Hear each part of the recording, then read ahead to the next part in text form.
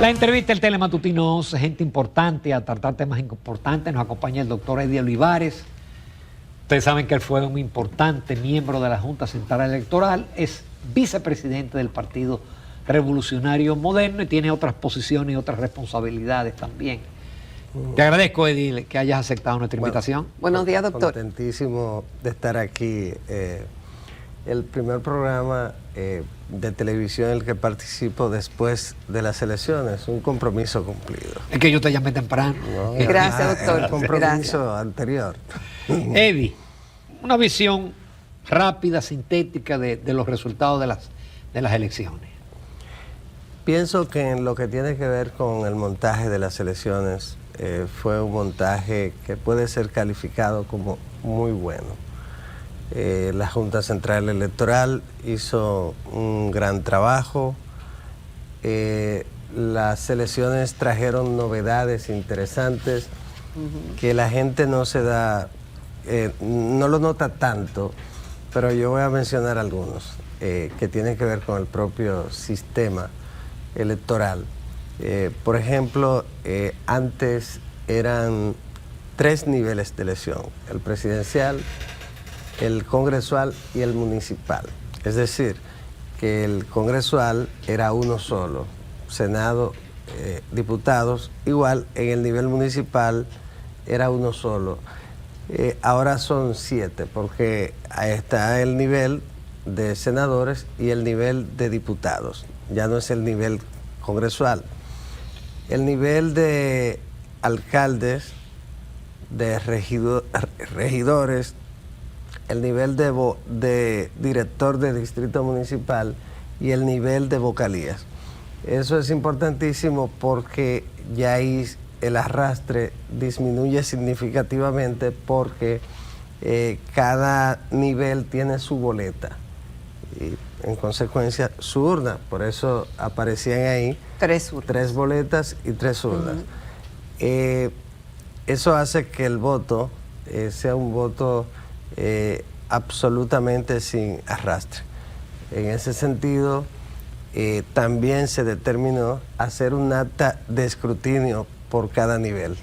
Es decir, el resultado de la votación del nivel presidencial fue el primero que se computó, y entonces ahí, en el acta que se levanta de escrutinio, que es la prueba del resultado, se plasma el resultado y se transmite, pero ya esa acta está hecha con más simpleza que como era en el pasado, porque era un acta para todo. Entonces estas son actas para los 3 niveles. Igual que jugó un papel importante en lo relativo a los diputados con el voto preferencial, que complejiza mucho la parte del cómputo de los votos. Ya después la asignación de escaños es otra cosa. Eso funcionó muy bien. Igual que y tuvimos resultados tempranos, no solo en el nivel presidencial, sino que el nivel de senadores ya en la noche, sí, bastante temprano, rápido y fluido. se tenía, y también ya temprano los diputados, que es lo más complejo del proceso. Eso fue muy bien manejado. También en los recintos de votación, como producto de la multiplicidad de quejas y querellas de la oposición, fundamentalmente el Partido de la Liberación Dominicana, Fuerza del Pueblo, que hicieron muchísimas denuncias, muchas de ellas temerarias, y otras que reflejaban una presión al proceso, y otras justificación de la derrota de febrero y luego de la potencial derrota de las elecciones del domingo, que todo el mundo sabía que Luis ganaba, como decía Jacqueline, que Luis ganaba en primera vuelta. Entonces, todo eso, al final de cuentas, que fue apoyado por nosotros, la decisión del compañero Luis y del partido era que facilitar todo lo que se requiriera y que contribuyera con la integridad. ahí se eliminaron algunas cosas que fueron tradicionales en los procesos electorales, por ejemplo en los recintos, carpas, que el partido que más la usó siempre fue el PLD toda la vida.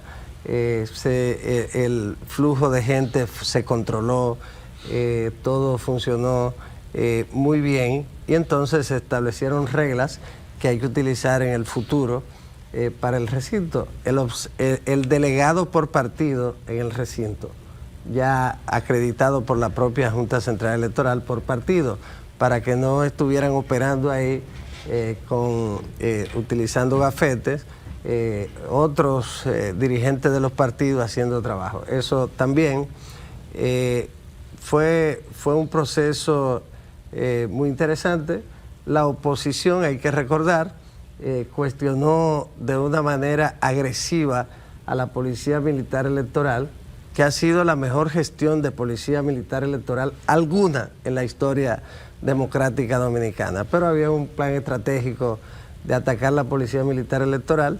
En las elecciones del domingo, eso volvió a ser igual, el comportamiento cívico ejemplar de la Policía Militar Electoral, y la denuncia que se había hecho se demostró el domingo que no tenían asidero. Al final de cuentas, fue un proceso excelente.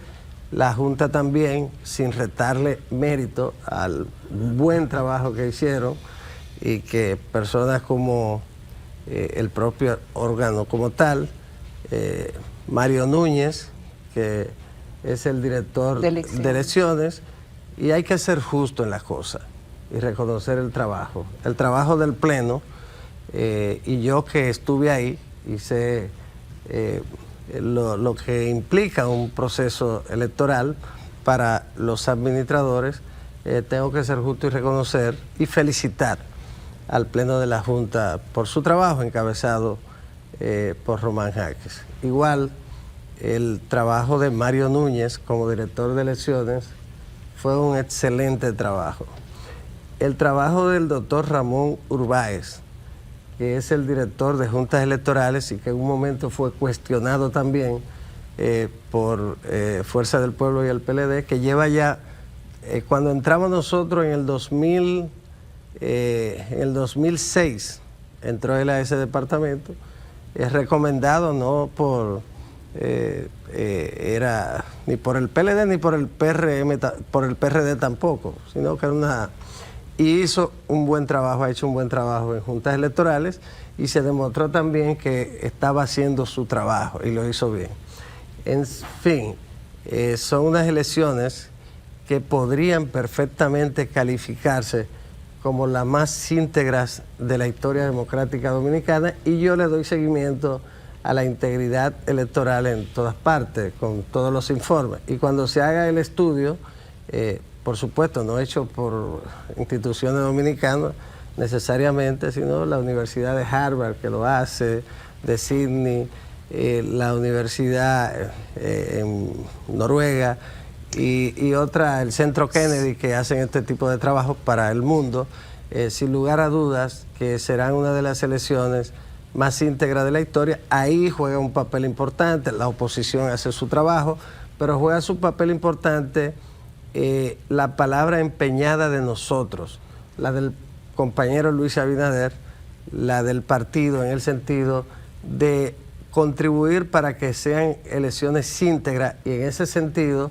el compañero Luis y nosotros, el partido, le dimos todo el apoyo que requirió el órgano electoral, pero también acogimos todo lo que la oposición planteó, considerando que contribuía con la integridad, de modo que es una muestra también de madurez de nuestro sistema democrático, y también de madurez del liderazgo político, que ayer mismo, el mismo domingo, reconoció el triunfo del compañero Luis Abinader, y unas elecciones en las que no hubo ni siquiera un empujón, en la que el mismo comportamiento de los funcionarios en los colegios electorales, en los recintos, y de la Policía Militar Electoral fue ejemplar, y podemos sentirnos muy orgullosos de tener una democracia estable un liderazgo comprometido y un sistema de partido que es de los más sólidos del mundo.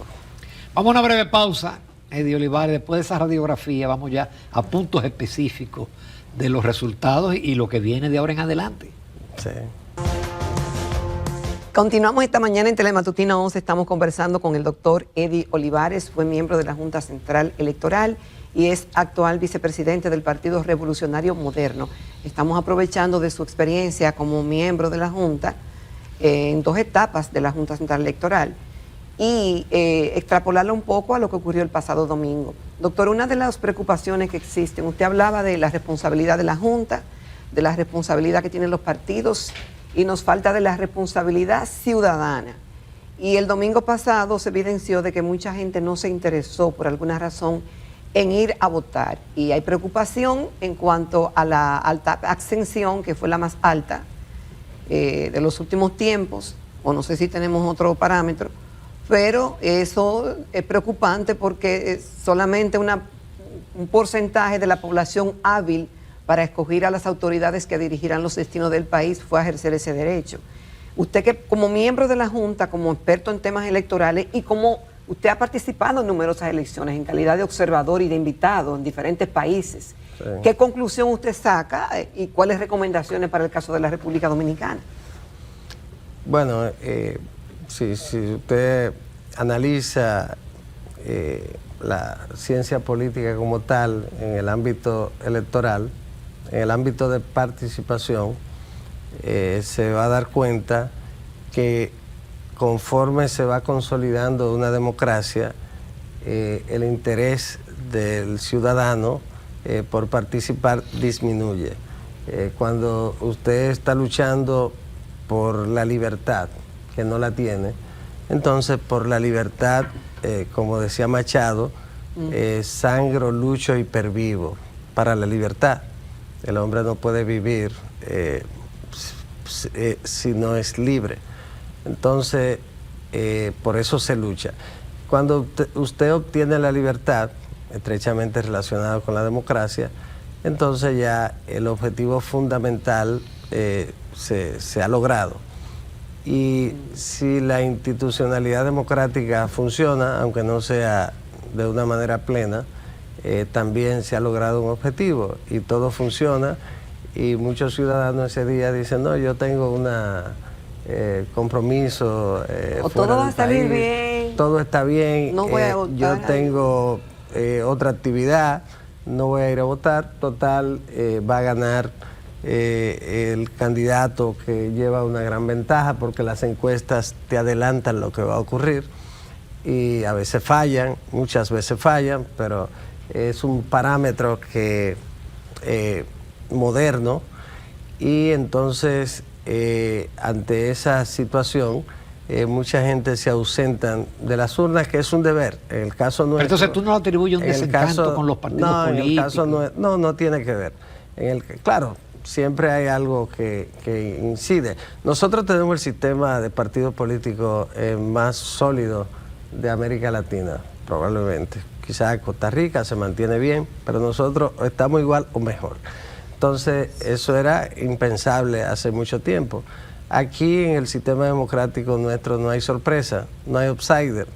Aparece alguien por ahí y le vota menos de un 1%, 1%, no, y la siguiente no le votan. El cobrador sacó 1.3. Bueno, pero 1.3, ¿qué es?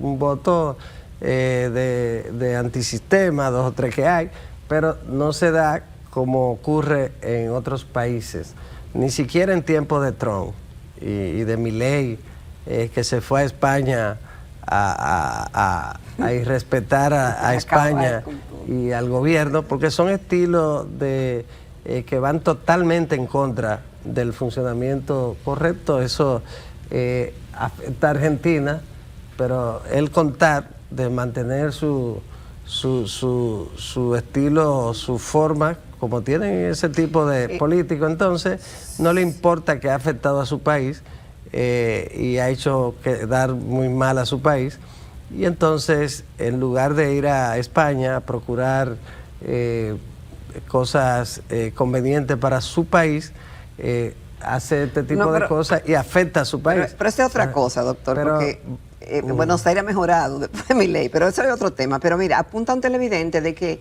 en Chile, por ejemplo, la abstención llegó a un 53.5 en el 2013. En el 2013 llegó a un 50.6. No, mucho más. Entonces, después No. se impuso el voto obligatorio y luego ahora un voto voluntario. No, él tiene algo sí, de sentido. Mire lo que pasa, volviendo al tema de la abstención. Un factor es ese. Conforme una democracia se va consolidando, la participación es menor. La democracia nuestra a partir del 78 acá han pasado ¿cuánto? 47 años, qué sé yo. Y la 78, 46 años. 47. 47. Entonces, la democracia se ha ido consolidando. En el 78 iba a votar todo el mundo, aunque perdiera la vida yendo a las urnas.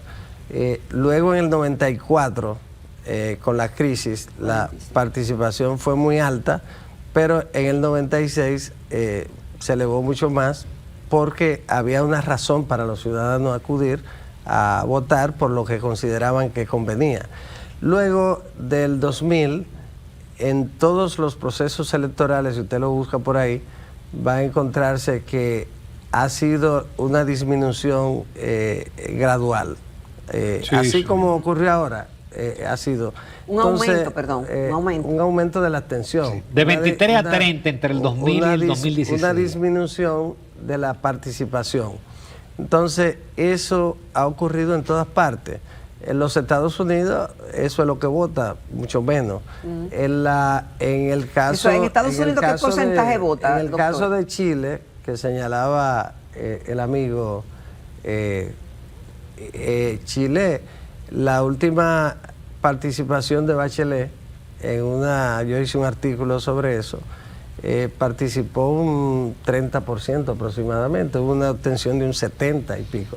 En el caso, habían usado siempre el voto obligatorio, pasaron al voto igual que nosotros, voluntario, y la disminución fue mucho mayor. En parte de América del Sur mantienen el voto obligatorio con sanciones y participa. Y aún con el voto obligatorio, muchísima gente no participa. Hay otro voto que incide, que es el ausentismo. ¿En qué consiste el ausentismo? Es bueno que mucha gente que habla revisen conceptos muy importantes en relación con la participación, lo que llama la atención, que es el ausentismo. Nosotros somos un país con una inmigración muy grande. Sí. Estamos hablando de que hay ciudadanos que viven fuera del país, hijos de ciudadanos que nacieron en el exterior, que nosotros le facilitamos la ciudadanía sin ninguna dificultad por ser hijos de dominicanos y le facilitamos obtener la cédula de identidad y electoral en el país donde nacieron y donde viven. En ese sentido, ese joven probablemente no tiene mucho interés en acudir a votar, pero aparece en el padrón. Claro. Pero aparece en el padrón todos esos dominicanos que viven en el exterior y han podido inscribirse en el padrón, algunos que no estaban, porque la Junta Central Electoral, el Estado Dominicano, le ha dado esa facilidad que no le da ningún otro país. Entonces, ese es un voto que se ejerce como aquí, yendo a votar a un colegio electoral, que tampoco ocurre en más de 2 o 3 países. Entonces, si es un voto por correo, por ejemplo, que es más fácil. No, es más económico. Pero hay que ver lo que ocurre para usted hacer un esfuerzo en el exterior de ir a votar, para usted ir a votar. Es un patriota. El dominicano que hace eso es extraordinario.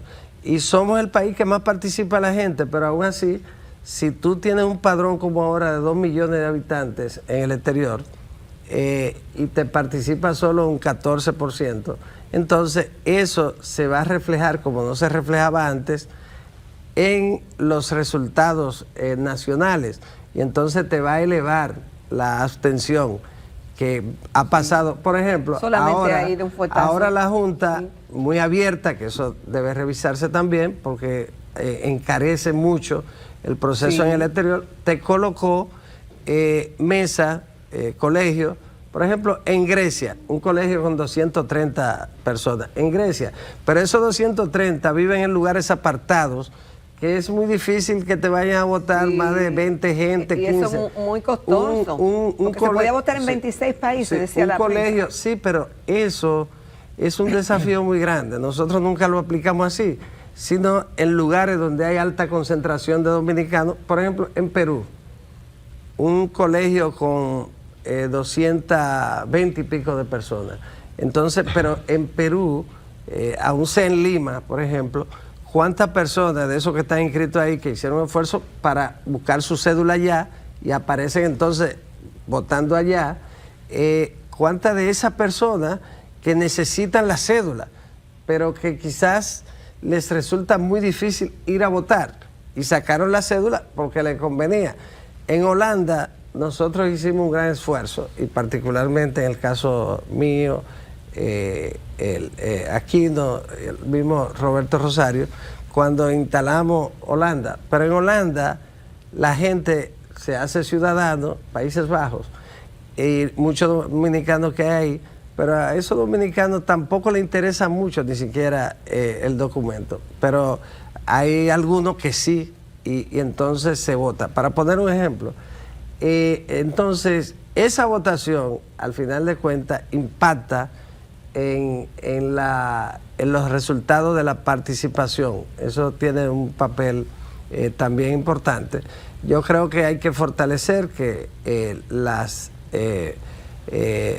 los estados, ciudades, países con alta concentración de votantes, y en el futuro, en lugares donde no hay esa alta concentración, hacer un voto por correo. El voto por correo, el voto en el exterior debe en algún momento convertirse en muchos lugares, si queremos que la gente tenga la oportunidad de participar, en un voto por correo. En pocos minutos, Eddie Olivares, el presidente muy temprano ha dicho que no va, ha dicho que no va a ser candidato, inclusive en algún momento dijo que iba a convocar a todos los aspirantes. Viendo la experiencia de ustedes, porque ustedes tuvieron en la oposición muchos años por las divisiones y los conflictos internos, eso no podría desatar una campaña a destiempo, una campaña prematura, una pre-campaña. Bueno, los estatutos establecen reglas en cuanto a la pre-campaña. De hecho, en los hechos sí, siempre se sale a hacer campaña, y no solo dentro de los partidos.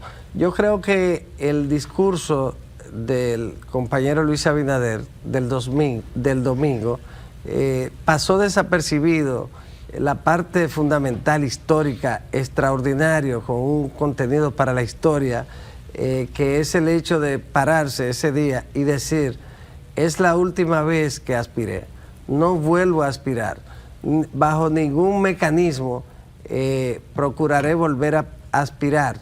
Ese será el legado que le dejaré al pueblo dominicano, una reforma para que tampoco otros puedan reformar la Constitución por intereses personales de poder. Entonces, esa frase en ese discurso fue extraordinaria, y te presentó un presidente responsable, profundamente comprometido con el fortalecimiento de la institucionalidad democrática y ejemplar. Y yo pienso que su gestión ahora será la gestión de un retiro con una altísima valoración y un reconocimiento de todos estos aportes del compañero Luis. Pero ese es un aporte trascendente en un país donde la reforma, la Constitución ha sido reformada 38 veces solo para eso, por presidente, y él dice: no, eso lo vamos a cerrar, y ese será mi aporte, y yo seré el ejemplo de que eso no debe volver a pasar. Eddie Olivares, como siempre, muy agradecido de tu participación y de las cátedras electorales que tú nos das. Para mí un gratísimo placer. Gracias, siempre doctor. estar con ustedes. Gracias.